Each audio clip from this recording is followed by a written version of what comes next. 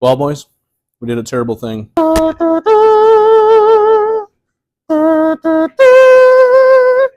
We should dig a hole. Used crank seals.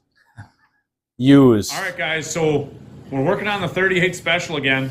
You guys saw part one. We got it running at least. Now we got the tank pulled out full of ice. I'm going to go get another gas tank. Mark's going to clean up all the disgusting mice nest and debris. Possibly take the fan shroud off. We're still undecided yet. He did take a flashlight and at least look up in there. So that's at least something in my book. So we're going to have him start working on cleaning that out. I'm going to go get another gas tank that I think is good. Work on getting the pickup line done. And we'll go from there. And I'll work on the carbs last.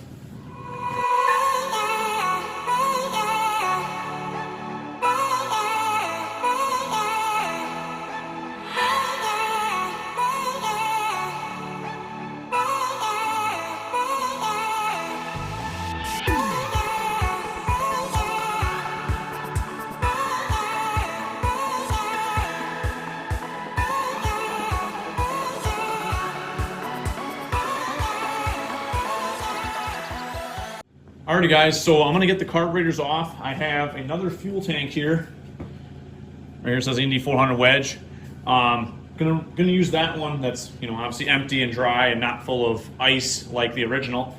All these tanks are pretty much the same, whether it's a 400 trail, 500 liquid. They're pretty much the same from the 80s that way. The pickup line in that tank, I'll show you guys hopefully later on before we put it in. It's honestly in good shape and the filter looks good. I'm just gonna kind of flush out the tank a little bit. Next task is gonna be getting these carburetors off here. Just gonna tip them upside down, look at the float bowls, and then I'm gonna look at the intake side of the piston skirt. Make sure we don't have any broken skirts or anything, because that can contribute to why it was only running on one cylinder last video. So I'm gonna check that out a little bit thoroughly when we get in there. But let me get these carburetors off here and see if I can get them cleaned quickly. Mark's been in the mix of cleaning up the debris on this thing. It's definitely bad news, that's for sure. Trying to get myself a long screwdriver there. So I can get, oh, these carbs have been on here a long time. Oh, those are a little bit loose. Oh, it's off. Got her off, guys. Now let's take a look inside. Definitely some scoring.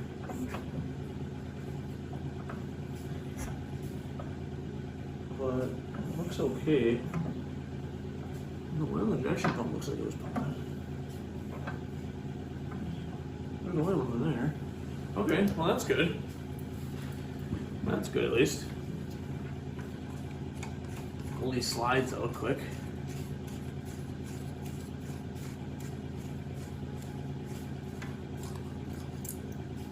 Wow, yeah, they're not even bad. They don't even look varnished. Try to pop these fuel lines off. These look like they'll be friendly. They're a little brittle. Yeah, they'll come free. Real nice. Looks like that straddles in between the oil pump and throttle cable. The plungers look okay. Once again, just going to dump that out. So I see the piston skirt is intact on this cylinder. You can hear the floats jangling around. So that's good. Here's the old carburetor here. A little bit of mud wasp debris there. So, yeah. Get this thing apart once and I'll show you guys what's inside that could be potentially causing it not to run. I'm also gonna have the other carburetor off, so I'll check the intake skirt on that side. And we'll get that other fuel tank in here and see if she runs again. We're gonna put a fuel line from the shut-off valve to the pump. He did snap it off like plastic, so that isn't really ideal. this is the inside of the carburetor, guys. You can probably see daylight through both jets there in the camera. I don't see anything wrong here. There was a little bit of debris in the bowl on the hoses, but you can see it's nice and clean now. Everything's sprayed through good. So this carb's done. I will get this one ready to go back on. I'll pop the other carb off, go through that one quick. By that time, the fuel tank and the fuel system will be ready to get plumbed back in. The tank, we did pull the pickup line out and verify that it was still pliable and free of cracks and damage. So we will get that installed in a short moment here. Well, boys, we did a terrible thing. Old snowmobiles are sitting for a reason, you see. So the 388 Special had all the goods. Everything looked good. Oh, until first with compression. Oh yeah, compression looked good. I mean, the water in the tank's not good, but skis looked okay. Track looked good. But why was it parked? It did run. Not well, but it ran. So we were going to clean the carbs. We already went through tanks off. Yeah. One of the carbs is completely cleaned. Internals looked all right. And then we go to do the second carb. And I knew you'd come. All right, so carburetors. The first one was very, very clean, right, Mike, inside? Oh, internals look good. It was, and I was telling Mark, it's suspiciously too clean. And that when anytime you guys buy a barn find and the carburetor doesn't have a single bit of varnish. And they look good. Everything looked good. There's a problem somewhere else. You just have to find it. Now, I haven't seen or experienced one of these failures personally to a sled I've owned until now. I've only heard of it, and I've definitely been aware of it, and I know, to check this when doing something like this where you have the carburetors off and it's running on one. Yeah, you can see in its hole. And we know it had spark. We changed spark plugs, and we know it still ran like crap. Yeah. Besides the plug pipe, which it might have still. Well, and when it was running, only one had spittle. Only one had spittle coming out of it. So that was the first something's wrong. And we checked the one that had no spittle first. Just take a look in the left cylinder PTO side. You can see there is the piston skirt there on the PTO side. And then, Mark. What is on Mag's? Oh, there it is. I knew you'd come. Go down a bit. Go backwards. There you go. You see that, guys? See that piston skirt that's missing a chunk out of it? Now, piston-ported engines like this need to rely on the piston skirt as your intake valve. And right now it's got about 75 degrees too much timing in it for the intake. And you're getting spit back out of the carb. We're getting all sorts of terrible crankcase pressure differences. And it's going to mess you up. Yeah. So the nice thing is we've only wasted a little bit of time and effort. And good thing we never changed the pickup line. We just verified it was good. Didn't waste our efforts. Yeah. It was still wobbly. So, I mean, in conclusion, it needs a little more TLC. Yeah. Reason it was parked. Yeah. But why? Wonder why that happened. I think it just got a lot of money. Sometimes the skirts either they sag or they collapse and they break off. Or we got 5,000 miles though. 6.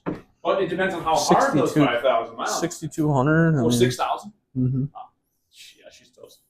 Anyways, this is a good learning lesson, not only for us or for anybody else going to work on these old 488s or 440s or any piston port.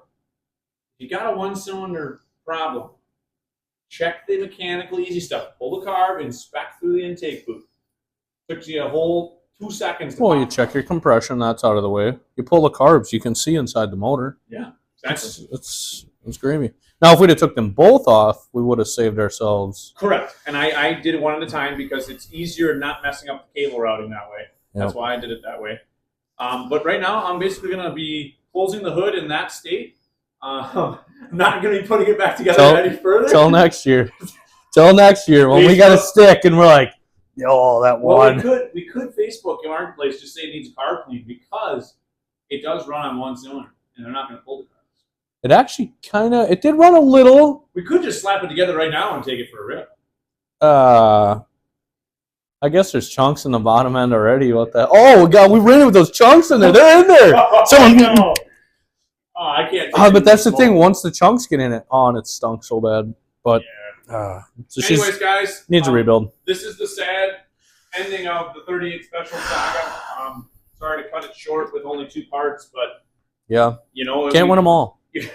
Can't win them all. Good news is we bought 5 more sleds recently, so we'll have more sleds to work on. 2 skidoos. Oh, nicer too. Way nicer than this thing. Way nicer. Yeah, screw this thing. So lots of skidoos. We got a Jag. We got the Z440. We got some nice rigs, guys, coming up here. I think today we're gonna get that 600 greasy old pig. Another Indy too? Yeah, 440. Oh, for another. Yep. Blowing engine though. Base gasket's blowing on that one too. We're gonna have a junkyard build coming up here, guys. We're gonna make 2 motors into one, and it's gonna be just used crank seals. Used. Little RTV to help them seal. Put a double spring on the lip of it, so that'll help keep it sealed. Yeah. Damn, dude, I'm honestly a little disappointed right now. Yeah, but I knew this was going to happen. I mean, for $20, guys, you know if something bad's going to give you trouble. You know, it's got a nice chassis though, which sucks. I mean, the trailer arms don't even have rust on them. I know, guys. Take a quick gander at that. The skis don't have holes. The skid looks immaculate. Carbide hanging out the side. I mean, yeah, we knew that though. That's the special. No, it just hangs out the side.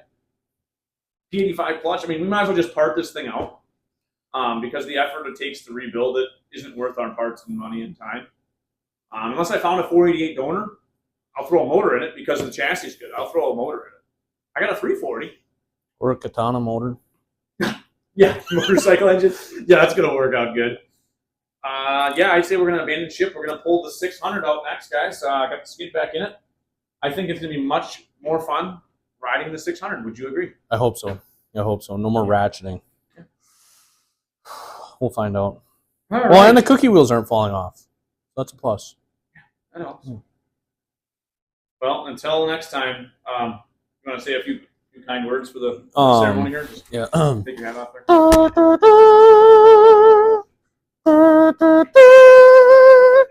We should dig a hole, really. Yeah. I think rub-a-dub-dub. Yay, God, thanks for the sleds.